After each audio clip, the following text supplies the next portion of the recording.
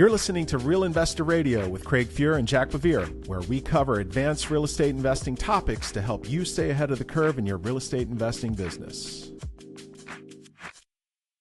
Hey, welcome back, everyone. And so, Jack, for the last several months, if folks have been listening to Real Investor Radio, they know that you and I have talked quite a bit about institutional ownership in sort of like the single family, small multifamily space, and how, you know, the argument is, well, look, sure, Blackstone's buying thousands of houses or whatever company, name it, on Wall Street, but their overall share of the total market is still less than less than 5% of the market. My argument has always been, Jack, that their stated goal is to own 40% of single family housing by 2030. And so last week, Trump came out with a big announcement that he's calling on Wall Street firms like Blackstreet and Congress to work out a way to limit the number of houses that these companies could own. And, Jack, you and I talked many times about how state legislators have been doing this, where, Texas, Minneapolis, California, a lot of these state legislators have been saying, hey, no more than 1,000 houses. Some have said no more than 10 houses for an LLC. But Jack, to hear the president of the United States come out and talk about this, love to get your thoughts on it. Yeah, it's pretty unique, right? Like, the thing is, in my opinion, there's not a whole lot that the president of the United States can or should be able to do to affect housing policy. It's such a hyper local issue that local municipalities have really always been like that's the arena to fight out housing issues. But I think it's pretty clear that Trump's looking at the midterms and wants to put out some popular policies, at least policy proposals that that are representative of what he thinks those folks are looking for. And housing affordability is high on everyone's list, so particularly his base. So I think it's frankly a housing policy proposal that panders, frankly, to that base at a politically sensitive moment. And I think it's much ado about nothing from the perspective of, I don't think that Congress is the place that you can put this kind of housing policy into effect. I think that the local governments are where that's going to happen, and the constitutionality of anything that passes at Congress that relates to restricting local ownership, local property rights is really problematic. But from a political theater perspective and from a political chess perspective, I think it's kind of brilliant. Frankly, he's staking a claim in what has historically been kind of a Democratic policy proposal. That is right. And he's doing it in a way that I think that it hits the timing of the market or of the political market well, and also won't really affect much. Because the institutional owners aren't even buying right now. So like, this is not what is moving markets right now. Blackstone and Pretium are not what are moving markets right now. But they're not buying right now, Jack, because the numbers don't pencil, right? Because the 30-year rate that they can get is probably not penciling with the cost of ownership, right? The cost of the purchase and the cost of the expense cost, correct? Yeah, the cost of okay. debt. So let me stop you there. Yeah. So then let's say over the course, the 5-year treasury is being very helpful right now. It's probably the best we've seen for long-term rates in the last 9 to 12 months. Let's say that ticks down another 25 bips. If I'm an institutional guy, I know I'm finding a way for the numbers to pencil at that point. Yeah, and if we see a continually softening housing market, right? Like, which very well could. So like, I get your point. You're saying that but the numbers are about to pencil, and we're about to start getting back in the game here, and he's getting in front of that. Fair, I get that perspective. Yeah. So Jack, like, what's it been, 9 months now that we got on a company call and you inspired a company to really embrace AI to stop doom scrolling at night and maybe just spend an hour a night rather than doom scrolling. Just learn a little bit about AI, get inspired, maybe get a little curious about it.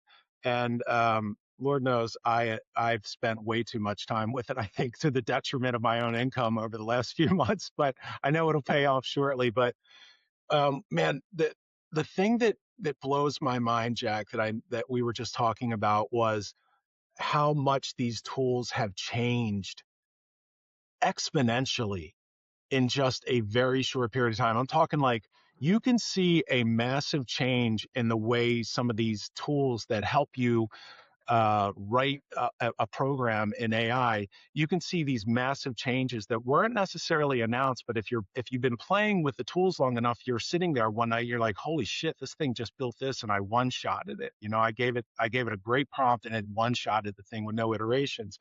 And so I thought today that like maybe we would talk about like the environment that folks who are just getting started, like how do you set it up? What do you work in? Like where do you go? Like who are, what are you listening to? What are the tools that you're using? And let me get your initial thoughts on that, and then we'll just riff on that. Yeah, man. So like it was like whatever it was, 9 months ago, like you said. And I was super convinced that hey, like everyone needs to learn AI. Like that's what all of our job descriptions are changing, and we're gonna need to like embrace these tools. So roll your sleeves up and get in there and get familiar. But it wasn't, a year ago, it wasn't super obvious how to do that exactly. Like watch some YouTube videos and like learn some new vocab, but Hey, like I got ChatGPT, Jack. I know how to write a better email with ChatGPT, but like how do I make a program in it? How do I like figure out how to solve a problem with it? yeah, and like those were a little bit harder to come by, right? Like those like instant gratification, like hey, I can go in there and in an hour like get a wow out of it, and not just I can go get an hour and be like I've learned a bunch of words, I think, but I'm a little bit more confused. I have more questions, right? Like it's not a satisfying learning experience unless you get some dopamine at the end of it. Yeah. And man, the past 90, 120 days have really been a big step change in terms of what you can do, what a total, absolute, complete layman can do with these tools. So tell them about your experience. What kind of stuff you've been playing with? So yeah, 9 months ago, you were really big on N8N. There's a product called N8N, and yes, 9 months ago, it was about as kludgy as you were basically making a flow chart, but all these pieces of the flow chart had programming that was involved with them, and the argument was you don't have to know how to do it. You just take a picture of what's on your screen, and then AI will tell you how to do it. And that was largely correct and sort of mind blowing. So that's sort of tip number one. Like the tools have been the AI models. Mostly today, I'm using Anthropic Sonnet 4.5 or Google Gemini Pro. Those things have become so good at just understanding what you're showing it from an image perspective that it will tell you precisely, like, hey, Grok, or hey, Anthropic, I've never done this before. Break it down to me like I'm a 5-year-old, and it'll give you 5-year-old step by steps how to do it. But back then, that was very kludgy. And even once you thought you were done, it still really didn't work. Today, it's a completely different thing. The N8N I feel was like sort of like the Windows NT of computing, where I had to get in there and tinker with the settings and like I got to turn this on and turn that off. But like today, no, I'm not doing any of that. I go into what's called Cursor. Cursor is an IDE. You can look it up online. Just look up Cursor. It's relatively cheap. I think it's $20 to start. Or you could use Google AI Studio, which is free until you start banging on it pretty hard. And Jack, I'll tell you, just 2 weeks ago, I had this idea to start building content based off of what we do on the podcast. And how could I feed the transcript of what we do in the podcast into sort of like an idea generator that then builds content for other socials? And when I tell you the interface for it, I was able, like the interface, like what you see on the screen, which gets us all excited and that's what gets us emotional. That was probably the hardest thing to do, because it all just kind of came out looking the same for the last 9 months. If you go into Google AI Studio and you search for Flash UI, I use that. And when I tell you the interface on this thing was about as slick as it could possibly be on a one shot. Like I gave it an instructions, and in one shot, 3 minutes later, I've got something it looks like a beautiful application on my screen with multiple applications inside of it. So that could have never been done 6 months ago. I don't think it could have been done 3 months ago. And when you couple cursor, which is sort of how you talk to the computer, you gotta, it's a little kludgy, but you learn it fast. This is how I'm going to talk to the computer. Cursor then sets up sort of like the file structure, because every application has some sort of file structure and just lives on your computer in folders. Like you just go to hard drive and there's my cursor, and then it's, my project name and all the folders under that. So that's what cursor is great at doing. But when you link it with an Opus 4.5 or a Sonnet or a Google Gemini Pro, that's when it becomes really, really powerful. And so that to me has been the real eye opener of the last 90 days. And I think to your credit, Jack, what you realized was, look, even, you could tell at the time that the tools were kludgy, but like the technology was inevitable. But I think more importantly, what you saw was, hey, if you spend an hour a night with this, that's going to be 300 hours in a year. If you spend a couple hours, man, you're going to become way better than the guy who starts a year from now. And the guy who starts 2 years from now, you will blow that guy out of the water, because I think where we're heading with this, Jack, very soon is that video is going to be the game changer of AI. When you can start to produce video with a prompt, can you imagine how moving that would make whoever it is you're trying to talk to? No matter who your customer is, if you can generate video with a prompt, you will be so far beyond your competitors at that point that it will be a real game changer and a real arbitrage. And that's why I think we should get to learn this stuff now. Yeah, these IDEs, you use that term. That's an integrated development Environment.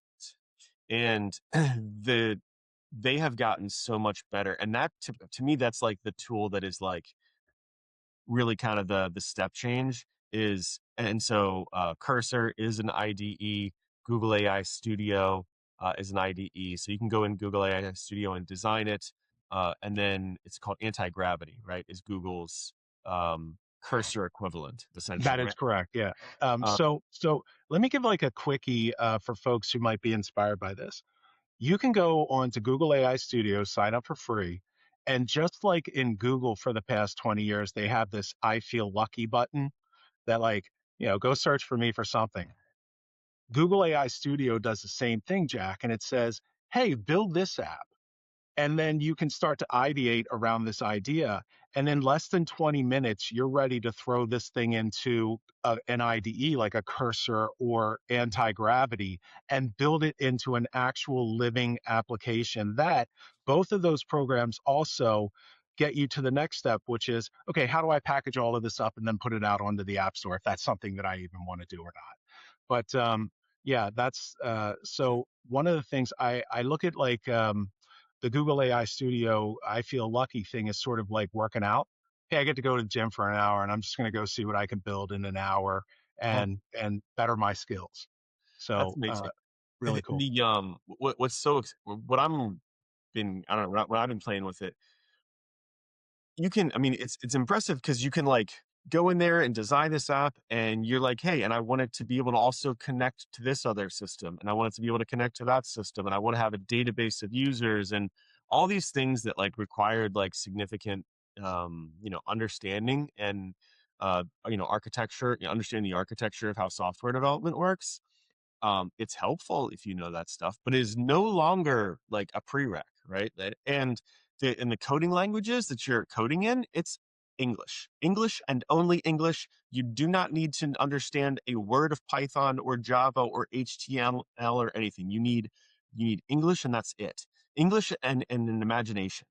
and you're in there just typing away, going nuts, telling it every little thing that you want, and then make an iterative process to make it better and better and adding bells and whistles, and you're doing it all in English.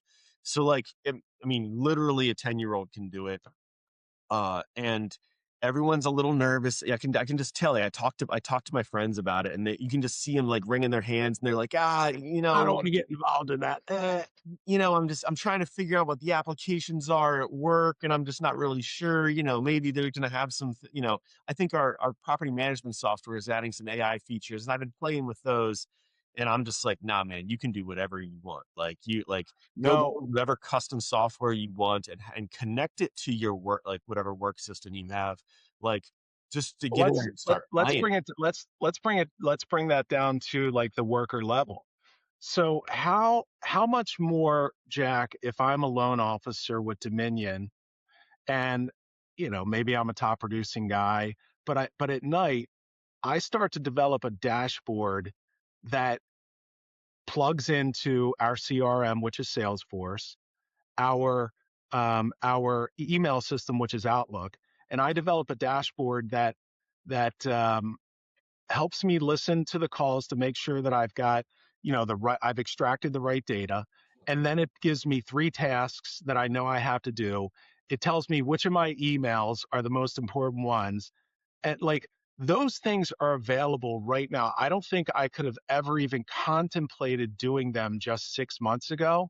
Mhm. But over the weekend, I was working on an app for this content idea where I hooked up a database and I used a program called Appify, which goes out and scrapes anything. So let's say I find a great news story on some topic that you and I are interested in. I can feed in just any number of URLs. It goes out and scrapes all of them, brings me back the transcripts, and tells me what the most important parts were. I I did that over the weekend, like after I had folks over and I had a couple bourbons in me. Like, Jack, this stuff is like, if it's that good now, what's it going to be 12 months from now? And I didn't learn it 12 months ago. Like, I am so far behind the 8 ball if I don't start now on learning how to like structure these things and get the idea that in my head on the computer. We've never lived in an easier time to do that, and I think it will only get easier. But I think it's imperative that you go through sort of the struggle now, when it's kind of a tiny struggle, to learn like how it all works, so that you're that much better 12 months from now. Yeah, I completely agree with that, especially if you're the owner, by the way, or like the architect at your business. If you don't understand what the tools that are at your disposal are and how low barrier to entry this stuff is, well, the thing is that the guy who you're competing with, if he does, he's gonna mop the floor with you. Like these are Yeah, such powerful tools that like if you're not using them, you're gonna be uncompetitive in a year or two. And I just truly think that, like, and it'll be within that time frame. Like, I believe that 2026 is the year that we're going to see significant differentiation between companies that are using AI and the companies that are not. And the yeah, companies that are using AI are going to start just stealing market share from those that are not. And we were chatting about this earlier. People are concerned that there's going to be layoffs as a result of AI. I'm like, there's not going to be layoffs as a result of AI. There's going to be bankruptcies because the companies that don't adopt AI are going to get put out of business by the companies that do adopt AI. I truly believe that. It's not like, but the companies that adopt AI aren't going to lay people off. They're going to yeah. grow. They're going to grow a lot, and they're going You, to, and at the expense of other companies in the short term. you know what it is, Jack? It's like that time to adoption or versus iteration. Like adopting AI, yeah, a little bit painful. We I think you and I probably went through the most painful stage of it. It's a lot easier now, but like now we get to sort of learn and iterate at the same time and grow as the tools grow. Like the tools are only going to make it easier, but I think that like you're still going to have to go through that. Like I got to learn how to do it first. It doesn't matter how easy it gets. Like I got to learn how to like what does it do and like how does it really help me? That's what I think the real benefit of the last 9 months has been. Mhm. That like I think I know how it helps me. No, let me find out if it really helps me that way, and let me learn the tools. And And then from learning the tools, you really start to think like a programmer thinks as well, in structured ways, especially if you're trying to build something really large. It's just been a real joy. It's been something that I've enjoyed way more than I thought I might. And I encourage everybody to dive in and certainly, ask questions. We're always here, available. Love to hear your questions on it, and leave some comments. Love to hear it.